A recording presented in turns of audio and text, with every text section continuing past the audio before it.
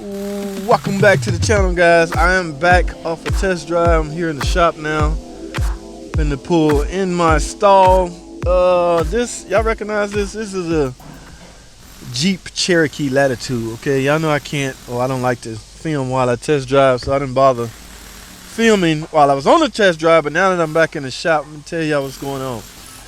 2016 model, I want to say. Jeep Cherokee. Okay, guys. There was a check engine light on. Problems with the torque converter. Okay, and following the diagnostic test, which I highly suggest you do, I was advised to go test drive it. First of all, turn the light out, erase the code, go test drive it, pay close attention through 6th and 7th gear. Look for a bump, a steady bump. Okay. Yes, I just got off the freeway doing exactly all of that. Now, have the fault code return? I don't know.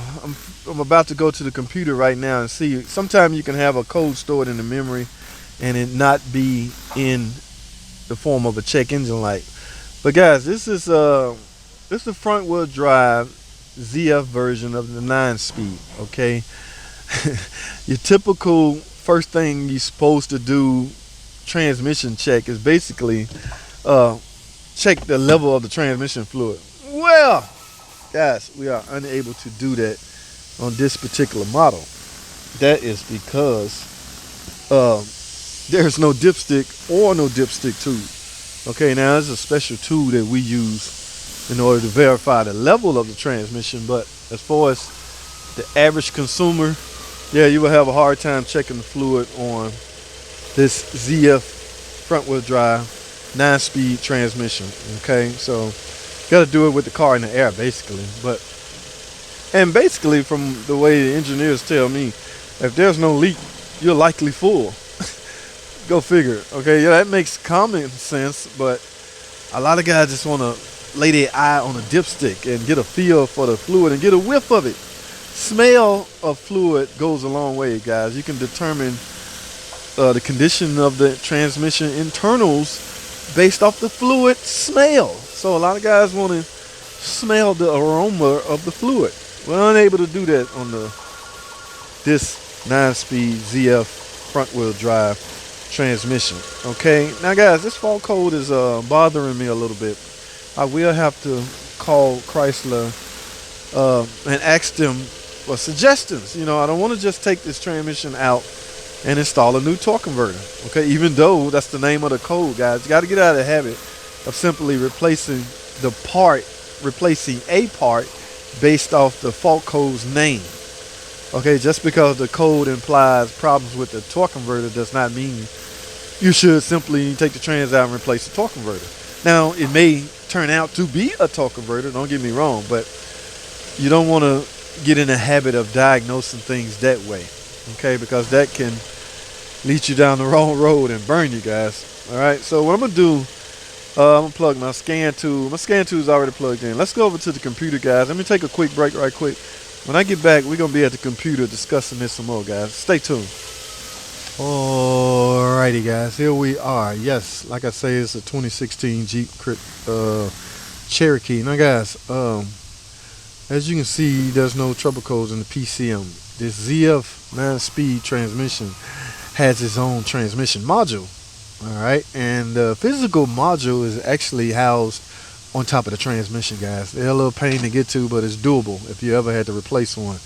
Okay, now even replacing a transmission module is certainly not a DIY job, only because of the programming that you have to put in it. Okay, yes, the physical unbolt and rebolt in a new one, yes, that can be accomplished by anybody, but it's all about the programming nowadays with the newer cars. All right, let's click that and see. It's yellow, guys, so that pretty much indicates that there's a diagnostic trouble code. Yes, DTC. Yes, P1DB7 torque converter clutch performance. Wow, guys, and it's stored. Okay, so the computer once picked it up. Let's take a look at something. This code is a little, not gonna say it's new. It's just I don't see it often. Okay, let's stroll down. Y'all know what we always do. Pretty much, let's take a look. Don't base your diagnosis on this, but let's take a look at possible cause. torque converter circuit, yes, it could very well be electrical circuit. Input speed sensor circuit, yes. Valve body, of course. That's one of the number one things Chrysler will make you do. In fact, under the diagnostic tree, if this car had less than 300 miles, they recommend you put a valve body in it. But this ar is well over 300 miles, so we can pretty much cancel out the valve body. Now, torque converter, solo by itself torque converter, I'm against that. Okay, but it depends on where my diagnostic lead. And last but not least, the problem could very well be the complete transmission. Okay, that's not a lot of repairs we are allowed to do to these. In fact, I don't even know if a torque converter is available. I do know a valve body is available. I have replaced a number of valve body, which turn out to be the problems with the cars, based on a number of different complaints. That's right, guys. I've put valve bodies on these transmission, and it repaired a fault code totally unrelated to the problem being the valve body. That's why I say get out of the habit of replacing a part just because of the name of the part. Some other parts can inadvertently affect the computer and confuse the computer to throw a different fault code. Alright, so guys, let's take a quick glance at the diagnostic. What they asked me to do. Check for any DTC. Yes, we do have a DTC. Record event data with scan to erase. I did that. Okay, operate the vehicle on a highway at steady speed and a steady throttle in 7 to 8 gear. I did that. Use manual mode if equipped to prevent shifting. Remain in second gear. I did all this on my test drive. Use a scan tool to make sure the enabled conditions are met. Gears in 7. Yes, I paid close attention to that.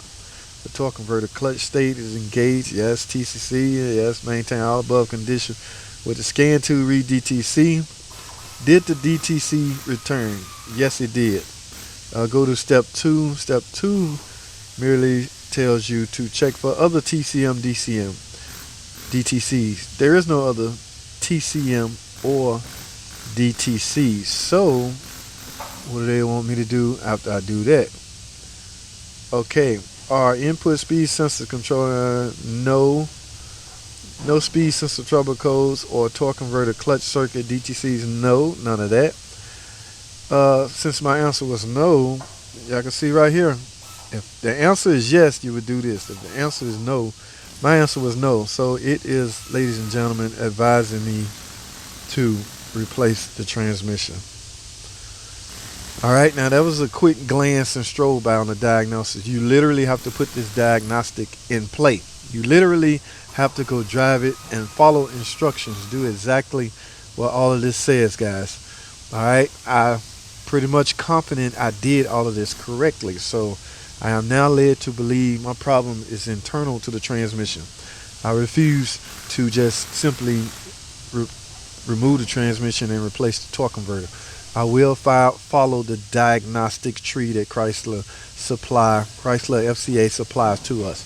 Okay, so guys, that's pretty much it. We about done. This car diagnosed. It's going to need a transmission, something internal. Now, I would like to know exactly what internal happened, what internally failed. Because guys, they say there's no. You would start asking yourself questions like, had I did a transmission service, would that have prevented that? Because consumers are now under the consumption that service maintenance procedures, that's what they're there for. Okay, PM, we just call PM, prevent maintenance. Okay, that's the reason you change your oil every 3,000-4,000 miles, to try to avoid catastrophic failure in a particular part of your car, be it the engine or the transmission. Now, because this unit is sealed, and you know, pretty much the image of this unit is you never should have to service it. They call it a feel for life. You know, does that play a role in it? I have a difference of opinion when it comes to feel for life transmission, and I will cover that. My opinion, I'm entitled to my opinion, guys. Everybody has an opinion. I will display mine in the form of a video at a later date. All right, so stay tuned for that video. But for now, I have to end this video, guys. We are going to recommend a complete trans unit, and we're going to go from there, guys. That's all I have. I'm sorry it led to this. Is this transmission junk? Absolutely not, guys. You will have one from time to time that will fail and not make sense as to why it failed. Again, I can't sit here and say that a transmission service or flush or drain and refill would have prevented this. Could there be trash in the transmission due to the torque converter coming apart? And had we replaced the filter, would that have prolonged the life of the transmission? Very possible. But we're not going to get into that. We'll get into that on another video. Thanks for watching. Comment, subscribe. I'll see y'all on the next video.